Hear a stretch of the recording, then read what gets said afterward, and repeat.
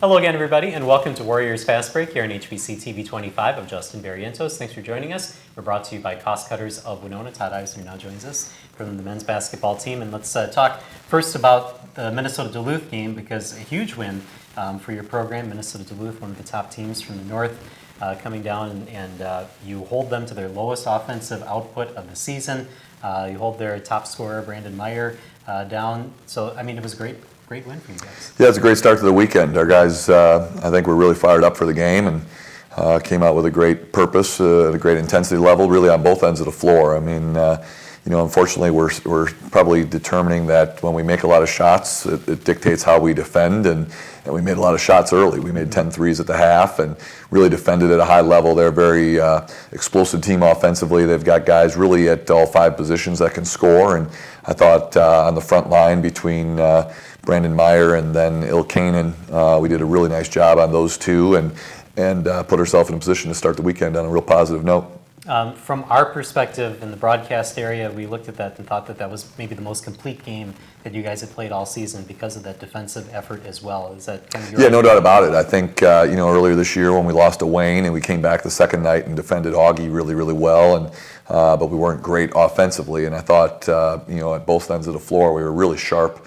Made a ton of threes. Obviously, when you go 16 of 35 from the three, that's always going to help you. But I think even if we wouldn't have been as good offensively, the way we defended, for 40 minutes was really the key to the game. We out-rebounded them, and that hasn't happened a lot this year. So it was a good all-around performance to start the weekend. Andrea Lobiando, who's the guest today, 15 points and 16 rebounds in that game. Talk about his performance. Yeah, Dre had a good weekend for us. I mean, it's something that we've talked to our guys about, and that we've put a lot of burden on Kevion and Caleb, and we need a third and sometimes a fourth guy. And so we got really good contributions from Dre on Friday night, from Alec on Friday night, and that certainly was helpful. I think we had a really balanced scoring ledger for the night, and so Dre in the last 3 or 4 weeks has really produced on the offensive end of the floor for us. You kind of alluded to the next question, I guess, is that when you go to the bench in this game against Minnesota Duluth, you got the production I think that you wanted to get, and you saw what you wanted to see from the reserves, giving your starters a little breather, but then not missing a beat on the floor. Your thoughts on that? Yeah, I mean, it's going to be something that we're going to have to kind of have a feel for each and every game. I mean, right now I've got the most comfort level with the five guys that are starting, and then Luke Martins has kind of been our Swiss Army knife and has played really the 3, the 4, and the 5 depending on where we need them, and so those 6 guys have really gained my confidence, and so for me I need them on the floor, and so when we can get other guys to help us out, whether it's for a 2 to 4 minute stretch or whether it's an 8 to 10 minute stretch, I think that's really beneficial. And the challenge in this league is, from my standpoint, is am I wearing those guys out that I am using so much? And I think we're right down to the last 3 weeks of the season now, and we'll take it really easy on them today. They had yesterday off and put us in a position, hopefully, where we can keep their legs as best we can here over the last part of the season. Yeah, it was a grueling weekend because then you had St. Cloud State the next night. From your perspective, tell us about that game. Yeah, I mean, real disappointed, obviously. We just didn't come out with the same purpose and the same intensity level, and that's our hope, is that we can develop a level of consistency just from an intensity standpoint and a defensive standpoint, and it just wasn't there. Now, I will say, I thought St. Cloud really caused us some problems. They switched every screen, not just every ball screen, but every screen, and it got us standing around a bunch offensively, so we weren't as good on that end of the floor. But as I alluded to earlier, I think a lot of times when we don't make shots at the level that we're used to or that we like to, then our defensive intensity and focus isn't as good. And we gave up a ton of transition baskets that were just inexcusable. And then even in the half court, they really got where they wanted to go with the basketball. Marshall was tremendous. Roberts was tremendous. And so we really put ourselves behind the 8 ball, down 15 in the second half, and then here we come and do a great job of battling back and give ourselves a chance to win the game late, and unfortunately weren't able to do it. Well, when we were talking off camera, we were talking about points in the paint, and combined 92 points in the paint between your two teams, 50 for St. Cloud, 42 for your guys. But as you said, at the beginning of the game, the three-point shooting was there. Is that why there was more focus on trying to go inside because that three-point shooting was there, or was it just game plan? Yeah, I think at the end of the day, teams are going to start to take away or want to take away us at the three-point line. We're averaging, I think, about 12 threes made a game. I think that's tops in the league, and when we do that, we're really hard to play, to defend. And that was one of the nights where we didn't. I think we made 11 threes, but it was 11 of 31 or 2 or whatever. It was like 34%, and that's just not good enough. So we had to attack, and with the switching that they were doing, it gave us a lot of matchups where we wanted to attack. The issue was, we scored a few times, but we weren't as efficient as we needed to be. And then, as I mentioned, at the end of the day, we don't get to the foul line at all. So when you're going to score in the paint, you've either got to convert or you've got to get fouled. And I think we shot 45% for the game, so our efficiency wasn't very good in the arc or in the paint. And then when you don't go to the line, now you've really wasted opportunities on the offensive end of the floor. All right, it was another overtime game for you. What was your message to the team getting ready for that overtime period? Well, it's hard because at the end of the day, we're so excited. We're up 3 with 10 seconds to go, and we just got to do one or two things here to finish the game. We didn't get that done, so it can be very deflating. And you go back to last Saturday, and we ran into the same situation at Sioux Falls, and so we've got to break through that that mental block of not being able to finish games, number one, and then two, be good enough to win the game in those last 5 minutes. And unfortunately, the last 2 Saturdays, we just haven't got that done. All right. Now, you said that you're going to try to save the guys' legs here in practice early on. And even though it's Minot and Mary, who are two teams that are under 500 overall, they're very important games coming up. Do you start looking at the standings as far as playoffs and trying to get a home playoff game, or is that not quite yet? Well, I think it's really important that you focus on just the game that's coming up. So, our only goal right now is to be 1-0 on Friday. We'll spend one day on Mary this week, but overall our focus is on Friday's game. But that being said, yes, we have to be very aware of where the standings are. We're tied for third, so third and fourth place, which obviously if the season ended today, we'd have a home game, but Augustana is only one game behind us. So to not be aware of the importance of each game is certainly, probably not doing our job, because at the end of the day, it's to our benefit if we get to play at home in that first round, and we got to do everything we can to finish in the top 4. And yet there's a lot to play for. We're a couple of games behind Upper Iowa, but if we can finish third or even get to a point where we finish second, we need to try to do that. And we have Sioux Falls coming here, so you just don't know what's going to happen yet. We've just cost ourselves. At the end of the day, we're 9-7. We were talking today, we're probably 3 defensive stops away from being 12-4. Yeah. And but that doesn't do much for me, because at the end of the day, we're 9-7. And but every game counts, and if we can do our job on the road this weekend, it'll be very helpful for us. All right, very good. We're going to take a break here on Warriors Fast Break. When we come back, Andrea Lobiando will join us right after this.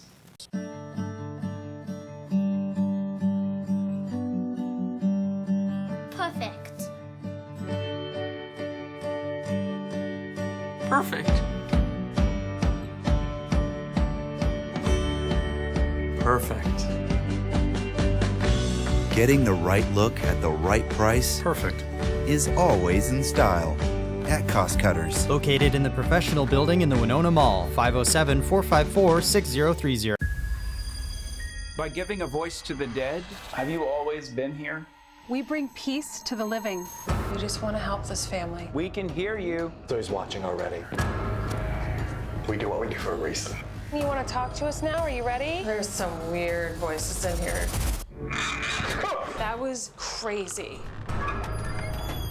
All new season of Kindred Spirits starts Friday at 9 on Travel Channel. This is going to be epic. Coyote! Yeah, we got one! That is a sea snake. Oh. Nobody move, nobody move. There is a shark in the water with us right now. Beautiful. Look at that. Every time they shed their skin, the eye... Oh, I just took that one too. The eyeball. Dinner served! Get too close, too close! Oh, he's got the meat. Bite me! Look how bizarre that creature is. How about that? Wow. The Holy Grail. And welcome back to Warriors Fast Break here on HBC TV 25. We're brought to you by Cost Cutters of Winona. Andrea Lobiando who joins us. Thanks for being here today. Absolutely.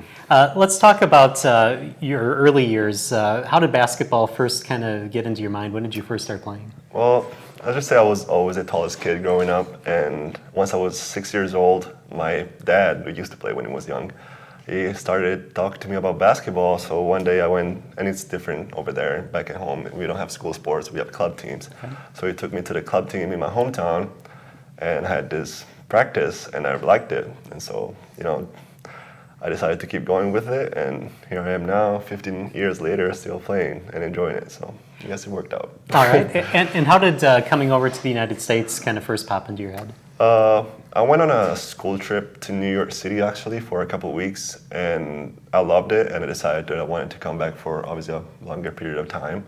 And so I started looking into exchange programs for high school, and that's how it was my first year. I was an exchange student in Montana for a year, for my senior year of high school, and from then on, I got recruited from a local community college, and that's how my collegiate career started. Okay, yeah, so you spent 2 years then in junior college and now here at Winona State. Yep. So how did Winona State come into the picture? How did you find out about this school? I was about to graduate from my junior college, and obviously it's a 2-year institution, so I needed somewhere else to go. And Winona State had always been recruiting me, actually from an earlier period in other schools. And so I decided to come here for a visit, and I really enjoyed it, and the guys were great, and everything about my visit really was great. And about, I think, a week later, I confirmed my decision to come here. So. All right. How did you first find out about Andrea? Coach Melvick, he dives into a little bit of everything, and so we knew with Tommy and Chuck being seniors that we needed some frontline help. And so, most junior college guys, when they're in the recruiting process, they want to go to the next stage of their college career, but they don't want to sit. And so one of our selling points to Andrea was, hey, we got 2 seniors that are sharing a post position right now, and we'll never promise you anything, but there's an opportunity for you to come in here and play.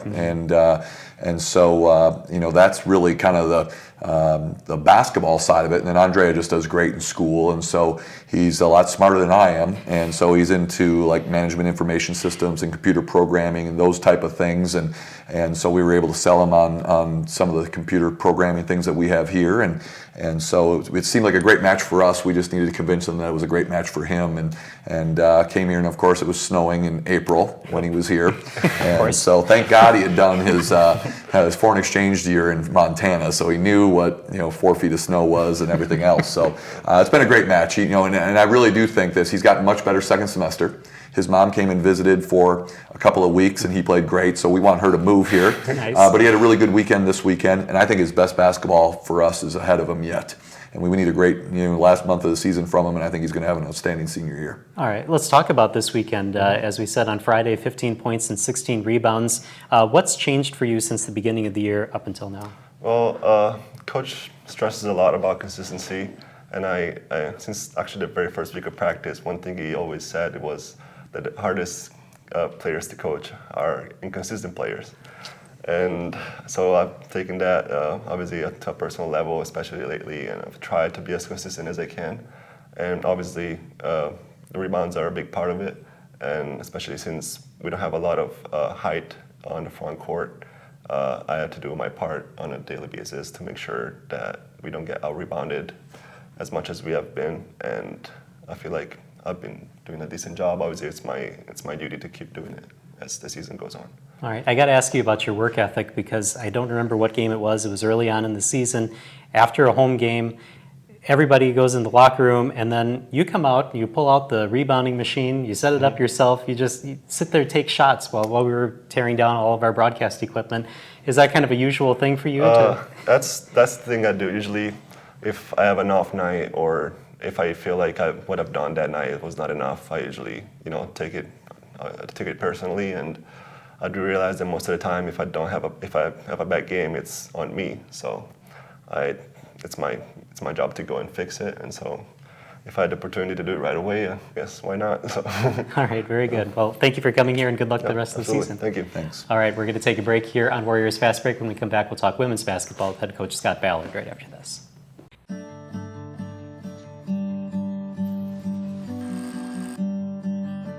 Perfect. Perfect. Perfect. Getting the right look at the right price. Perfect. Is always in style. at Cost Cutters. Located in the professional building in the Winona Mall, 507-454-60. The biggest renovation show in history is back, and only on HGTV. Good morning, Mayo family! Are you ready to do this? Armies of volunteers working countless hours. Lives will change. It's better than I could have even dreamed! All new Extreme Makeover Home Edition, Sunday night at 9 on HGTV. And welcome back to Warriors Fast Break here on HBC TV 25. We're brought to you by Cost Cutters of Winona. We'll talk women's basketball now with head coach Scott Ballard. And I don't want to put words into your mouth about this weekend, so I'll just say it was kind of a tough weekend for your team. Oh, it was. We knew it was going to be challenging because both teams are very good and they're both strong defensive teams. Friday night against Duluth, we got off to a good start, but then when they came back and caught us and got ahead at some time in the second quarter, we kind of lost our discipline defensively. And then throughout the game, from that point forward, we made some bad decisions offensively and had 17 turnovers, and it's uncharacteristic for us, but it goes to show what can happen when you lose your focus or you get frustrated and start trying to do too much. It becomes counterproductive, and that's kind of what happened to us in that game. When the game was over, we learned that we had a good shooting game. We shot 46% from the field, but we gave away too many possessions with 17 turnovers. And then Saturday against St. Cloud, we just had such a horrendous first half shooting the ball that we dug a hole that we couldn't get out of. And then late in the game, when time's starting to run away from you, we have to start gambling, and we get tired and they play keep away and they got some easy scores, whatever. But we were 1 for 19 in the second quarter. I mean, I can't fathom that. But that's happened to us twice this year. When we went to Northern State, we had a terrible shooting game from three-point land. I think our guards were 0 for 21, and it's just like you just shake your head. It's like, what can you do? But in the first half against St. Cloud, we missed 9 layups and then went 2 for 15 from three-point land. I mean, you have to shut people out defensively to keep yourself in the game, and we were unable to do that. But we made one run at them in the second half. I think we got within 8, something like that. But we used a lot of energy and got tired from that, and still had to keep gambling and pressing and trapping, and you just run out of gas. But I'm not taking anything away from both teams. They're very good. And, who knows, we may get a rematch sometime in the playoffs. But when you have a game like that, a stinker game like that, all you can do is try to take some things from it to learn and make adjustments, but really just flush it and move on to the next challenges, the next weekend with who you got coming up. And we've got a big road trip this weekend against one team that's not had a good year record-wise, but they've really improved a lot in the last 3 weeks, and they're dangerous. And I'm talking about Minot. Always play good defense. They're well coached. They have, I think, the third leading scorer in the league, a guard in Mariah Payne. But they're dangerous. They should have beaten Wayne on Saturday night. They lost by 1, and they had the ball with a 1-point lead with 15 seconds to go on the sideline. They end up turning it over, fouled on the breakaway. They had no timeouts left, and they end up losing that game. And they were ahead of Augie most of the game at Augie on Friday night until 2 minutes to go. So they are a very dangerous team. We're not paying any attention to records. It's just going to be, getting ready to play against, a team that changes defenses, play some zone, and has a really good guard that they run everything through. I want to go back to St. Cloud before we completely flush that game and kind of compare that to the Northern State game that you kind of alluded to and kind of get into your coaching mind just a little bit. When you get to halftime of games like that where you're struggling, what's the message? What do you try to do in the second half? What do you say anything to the team? Well, Obviously, at halftime, you just basically just let them know it's like, hey, there's more things that we're not doing correctly other than just not making shots, and you can't let negative plays or the lack of making shots cause you to be undisciplined defensively. Because you have to get stops. It doesn't matter. You're not in a position where you can trade buckets. You have to get stops, and then you have to make shots. And we were okay defensively. We got a lot of stops and made them turn it over, but we just still didn't shoot the ball well enough to make a serious run in a short period of time. It took a long, gradual amount of time, and we got tired from that. But,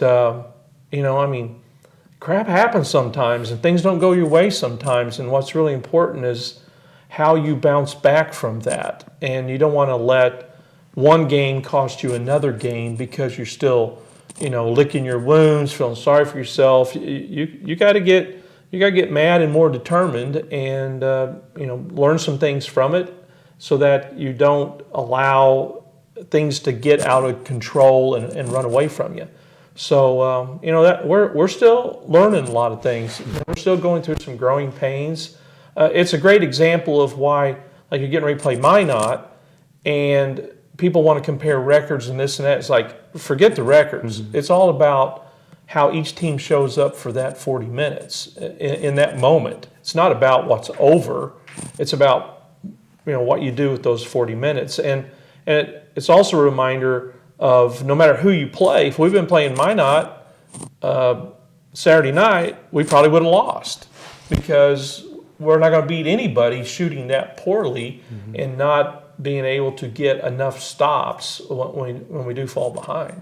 But I like this team. I mean, they have proven that they can win on the road. They can beat really good teams. They've also proven that if their focus is not there, that sometimes we could lose to anybody. So it's humbling, but it's also a wake-up call, and we intend to have a good week of practice and get ready for Minot and Mary this weekend. All right, very good. We'll take a break here on Warriors Fast Break. When we come back, Caitlin Riley will join us right after this. I'm John Walsh. I had the American dream, but I went to work one day and never saw my son again. I was going to figure out a way to get out of this pain. I brought over 1,400 fugitives to justice. Last season, you helped us put some of America's most evasive criminals behind bars. We're back with more families who need your help. In Pursuit with John Walsh. All new Wednesdays at 10. Only on ID and ID Go.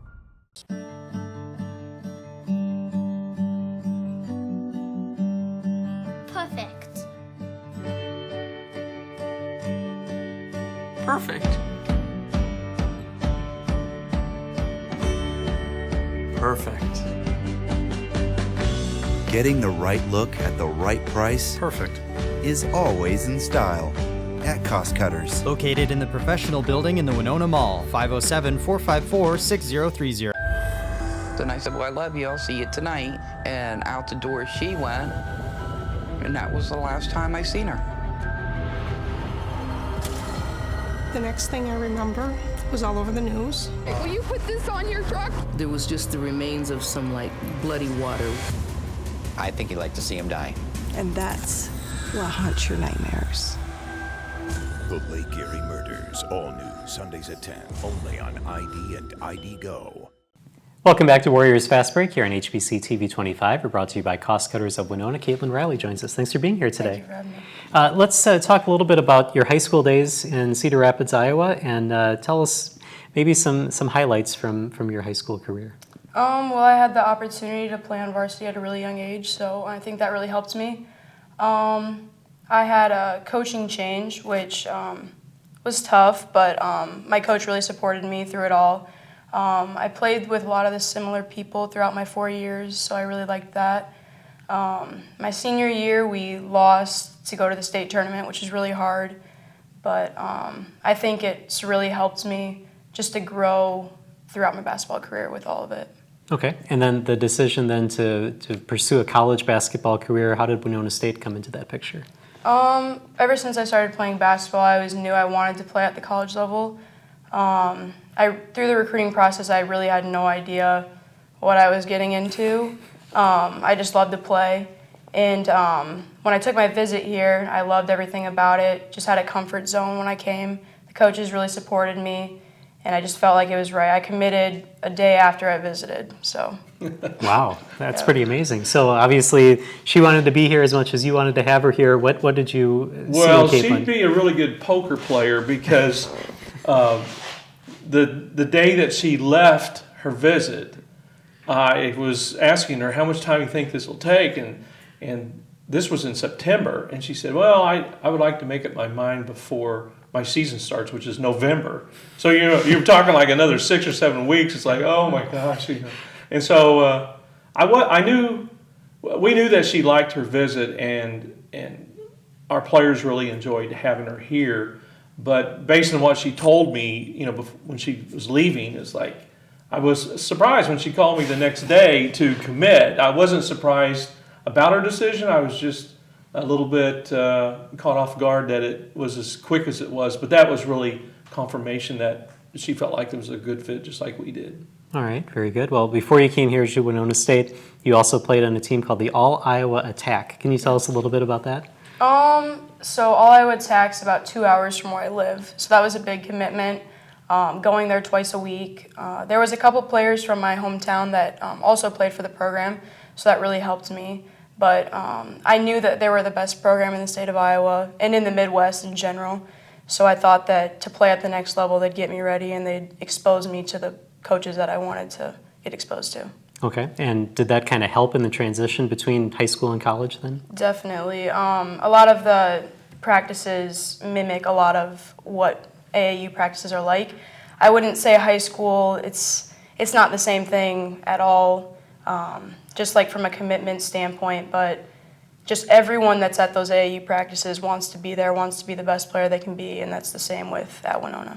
Okay, and then I need to ask you about wearing number 0, because that seems to be something that has followed you for a while from high school and then here to college. Any superstition or any particular reason why you choose 0? Well, so it's funny, my senior year we got new jerseys, and I don't know why, but my coach got number 0, and I thought, it's a cool number. I mean, no one had worn it, I guess, so I picked it, and then AAU I had the same number, so I just kept with it, I guess. Yeah, she's the first person we've ever had to wear 0. I mean, there's a lot of people that didn't know 0 was a number, just like they didn't know black was a color. Right. But yeah, it's pretty neat. It's the first time I've heard an explanation of why she ended up with that number. But we certainly didn't. She didn't have to worry about anybody else wearing that number. When she came here, we just had to order. To find one, yeah. Very good. And then last question, this weekend, what do you guys need to do to be successful on the road, especially with this long road trip? Like you said, one of the teams may not be the best in the league, but we just have to do the things that we do the best, come out ready, come out with energy, and just take it to them. All right. Well, thank you for being here this week, and good luck this weekend. Thank you. Appreciate it. All right. Thank you for watching Warriors Fast Break here on TV 25. We'll see you next week on HBC.